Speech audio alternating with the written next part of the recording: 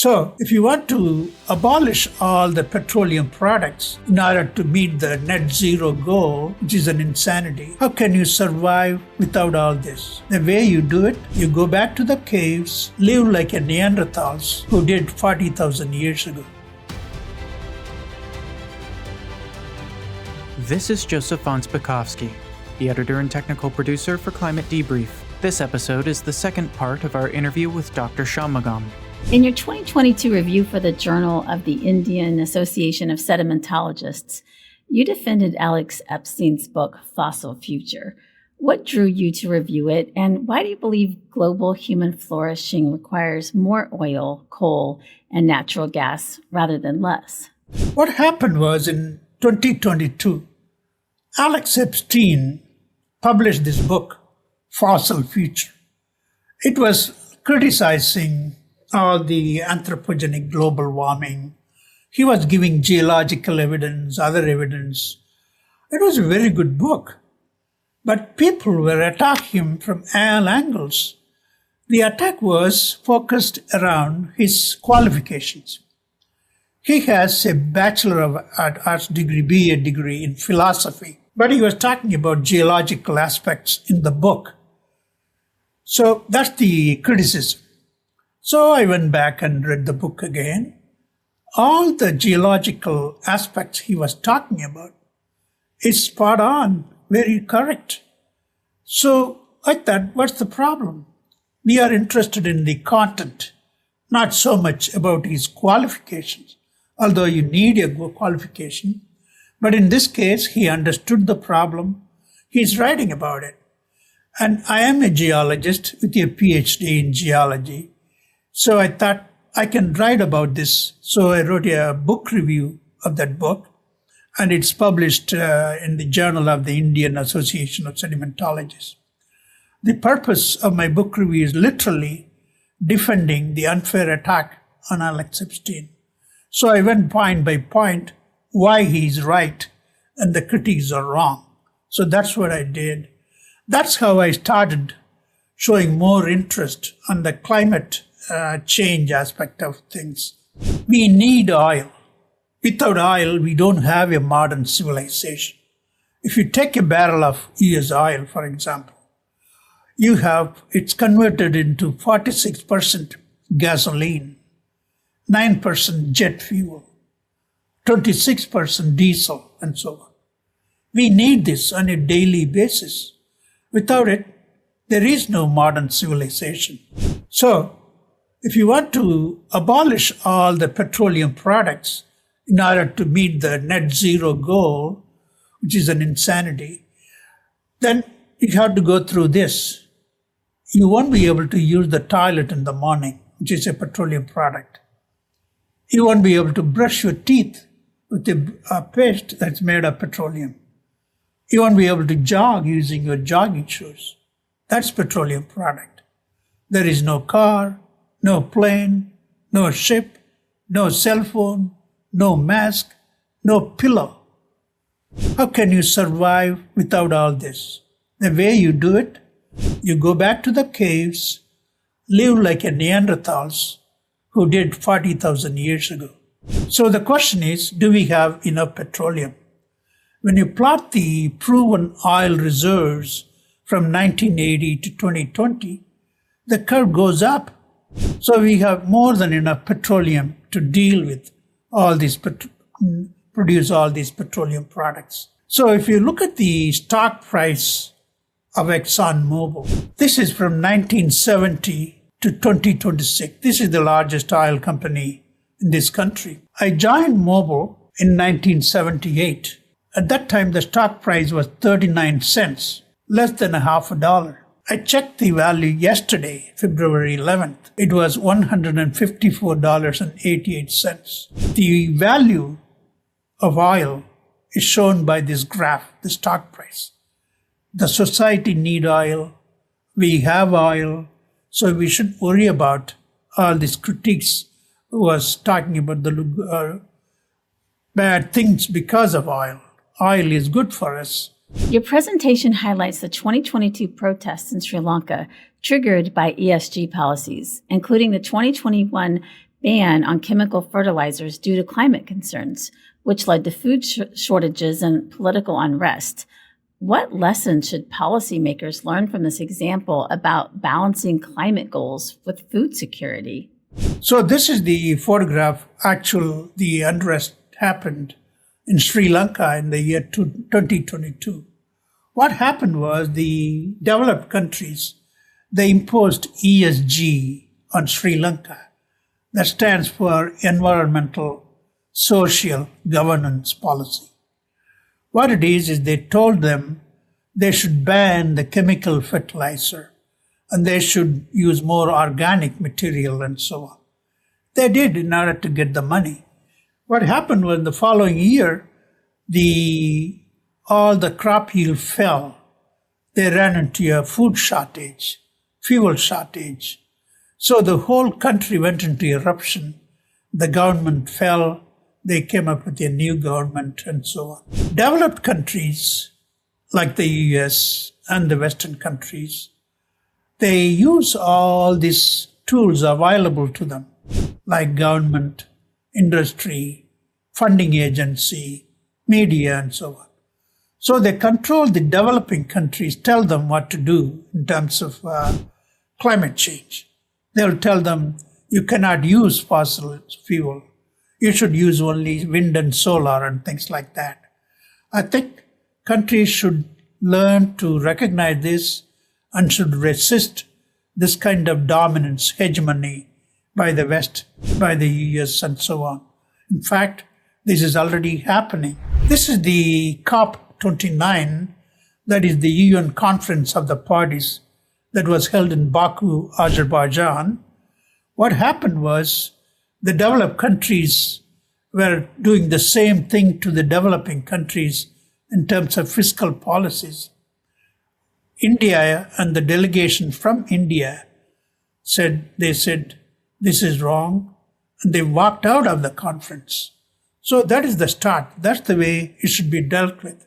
When there is an unfair imposition of policies on the developing countries, and the developing countries should stand up and resist and walk out if needed. You've compiled an impressive data set of 80,302 carbon dioxide and carbon monoxide field measurements from 25 countries. Can you walk us through how you gathered this data and what it reveals about global CO2 levels? What happened was, before the election in this country, Elon Musk interviewed Donald Trump on X platform. During that interview, Elon Musk said, when we reach CO2 from the present value of 420 parts per million to 1,000 parts per million, we will encounter nausea, headache, people suffer, and so on. So he said we should limit the emission of CO2. Then what happened? You came into the picture. You, Angela Wheeler, you attended various conferences in the country, and one in Iowa, one in Georgia, one in Florida. And you took the CO2 meter when they measured the CO2 in the conference hall. You told us in the Iowa case it was 607. In the Georgia case it was 853 parts per million. And in the Florida case it's 1,248. The importance here is that the number of participants increased in each conference. The relative proportion of parts per million CO2 also increased. When it comes to the Florida conference, this is the largest congregation of people, 17,000, and it measured 1,248. If Elon Musk is correct, then all the people in that conference hall should faint, have headache, nausea. None of that happened. How do we know? You yourself were there. You witnessed it. So when I heard all this, maybe I should do a systematic gathering of data on CO2 measurements. That's what I did. I gathered 80,302 measurements of CO2, 25 countries all over the world. That's shown on this yellow dots all over the place, including Siberia, Mongolia, you name it, we have data from them. This is all available in various forms like published articles, local newspapers, TV interviews, and things like that.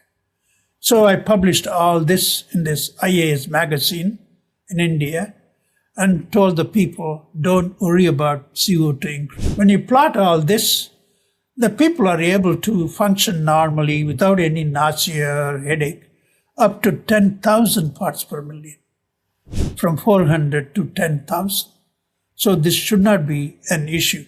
Your 2024 Indian Association of Sedimentologists magazine article is titled The CO2 Problem, Climate Models versus Field Measurements.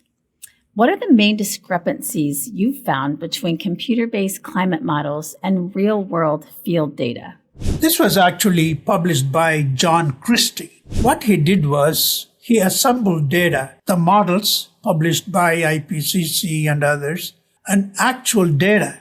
The model curve is shown in red. That's the temperature increase through time. The actual observation made by satellites and weather balloons and things like that. As you can see the difference, the models show considerably higher amount of temperature as opposed to the actual observations. So there is a disconnect between the model that IPCC project and the observations scientists make all over the world. The other example, in 2024, there was a paper published by Judd and others.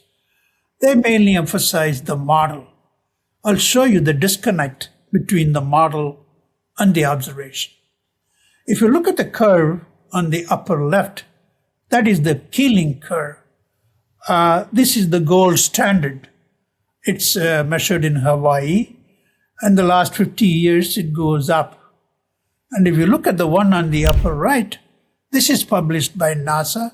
The end part of it, the curve goes up. That means the CO2 is increasing. But when you come to the model at the bottom, the curve goes down. That is the opposite of the curves on the top shows. So the model is contradicting the observation. The other thing is the Keeling curve now it shows 420 parts per million CO2. If you come to the model, it shows about 220. So it's not even close. So there is a major disconnect between the models and the observations. The presentation notes a predicted CO2 level of 800 parts per million by 2100, compared to current levels in open meadows, 420 parts per million, classrooms, 1,000 to 2,000 parts per million, and even the International Space Station, 8,000 parts per million. Do these comparisons suggest that rising CO2 isn't as dangerous as often portrayed? Yes, that is true. They over-exaggerate things. So what I did was I gathered all this data and published in this Journal of the Geological Society of India, and where I compared the 200 years of changing values. This is the model or the compilation of data. Let's look at the top two curves. The top one is the CO2. The next one is the temperature. Take the middle area, the middle bar, that is the present day. It is about 420 parts per million. They say by the year 2100, it'll go to 800 parts per million. So we will suffer all kind of damage to our health, we'll fry to death and so on. The next is the CO2. The present day temperature is about 14.51 degrees centigrade. IPCC project 1.5 degree increase in temperature by the year 2100. So the temperature should be 16.01 degrees centigrade. So they say, at least the implication is, when you reach this kind of CO2 level and temperature values, people will suffer severely, causing nausea, deprivation, and headaches, and death, and things like that. When I was giving this talk in India, the city where this was supposed to be happening, they actually went and measured the temperature outside Lucknow, India, on the day I was giving this talk. They measured 22 degrees centigrade. So in the year 2100, if it reaches 16 degrees, we'll suffer nausea, headache, and death, and so on. But at the same time, in the city of Lucknow in India, people are living normal life at 22 degrees centigrade. So the whole thing is scare tactics to control people using global warming as a means. So if you have a CO2 meter, you can go to the open meadow, measure yourself. It'll be 420 or so. You won't have any problem breathing. Most of the classrooms, they measure up to 2,000 today, right now. These students don't suffer on a daily basis. So if you fly, it goes up to 5,000 parts per million. I have taken so many trips to India. That takes 20 hours or so. I never had any problem. And if you live in a space station, it goes up to 8,000 parts per million. They don't have any problem. So the actual data suggests we can live a comfortable life up to 8,000 or 10,000 parts per million without any problem. What facts do you emphasize about the positive role CO2 plays in our environment, such as in plant growth or ecosystems? Let's take this example from Sherwood Idzo. He showed very convincingly, as you increase the CO2 in a greenhouse, the plant grows steadily, the growth increases with increasing CO2. So the CO2 is good for plant growth. This is documented not only in the laboratory, but also in the real world. So they measured the leaf area index, LAI, and they showed a global greening exceeding 40% for the period 1982 to 2015. So the more CO2 we have, better off we'll be. This is all available free of cost at the website for the CO2 Coalition. You can go there, download these figures, articles, and so on. How has working with our chairman, Princeton Professor Emeritus William Happer, influenced your research on CO2, and what shared insights have you developed? I would say it had a tremendous influence on my thinking. I mentioned earlier, he was a co-founder of the CO2 Coalition. He's the current chairman. The reason I got interested on his biography, which I published in a journal, there are many reasons, but I'll mention a few. He is the consequential climate physicist, as far as I am concerned. He covered so many areas so brilliantly, so he's on the top of the list as far as I am concerned. A sentimental reason. He was born just 120 miles north of my birthplace in Tamil Nadu. And the other thing is his mother. His mother was a Christian missionary in Tamil Nadu, and she sacrificed her life to go there. Remember, in the late 1930s, she did her medical degree. She could have gotten a plum job as a doctor in this country, lived a very good life, but she chose to take a long ship travel to India from America to serve the people of Tamil Nadu. When you think about his background, his mother and his father, they both have medical degrees. And his father was Lieutenant Colonel William Happer. He served in the Indian Army. He was from Scotland.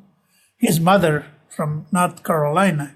When he was growing up, his father took him to see this large tiger shot dead in Kodaikanal that was running around killing people.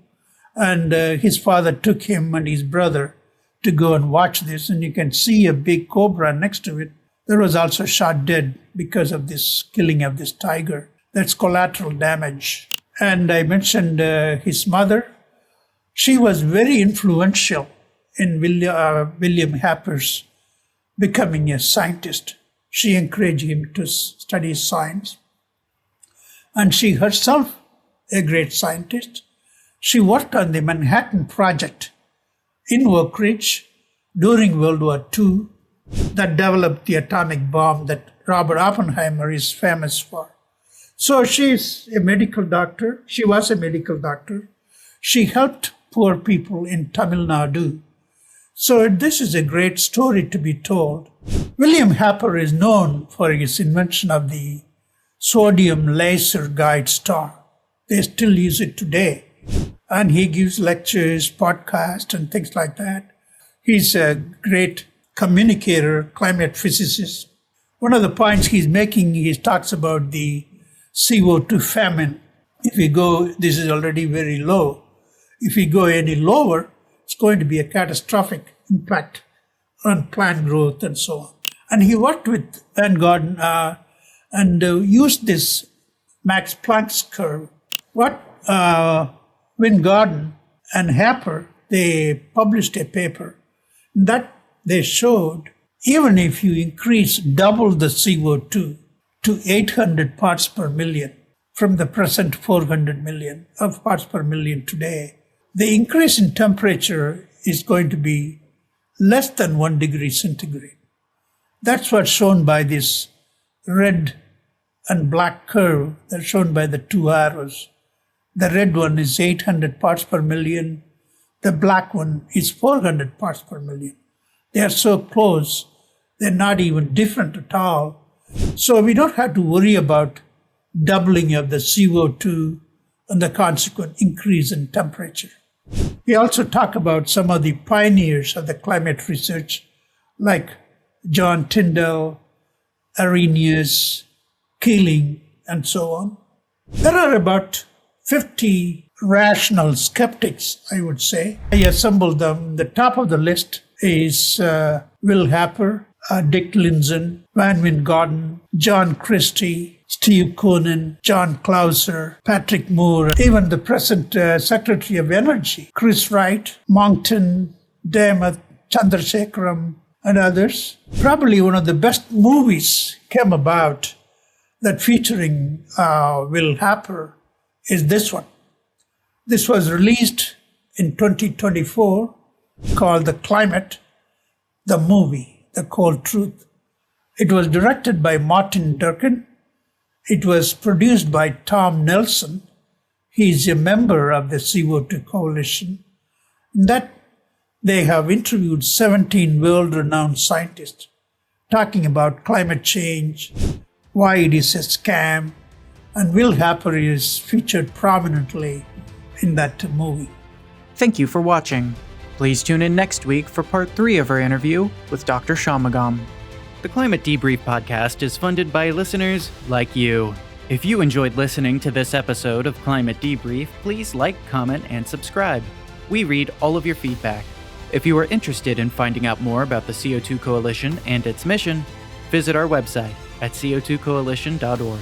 Our host and executive producer is Angela Wheeler. Production by Ethan Audie and Scott Wheeler. Technical production and editing by Joseph von Spakovsky.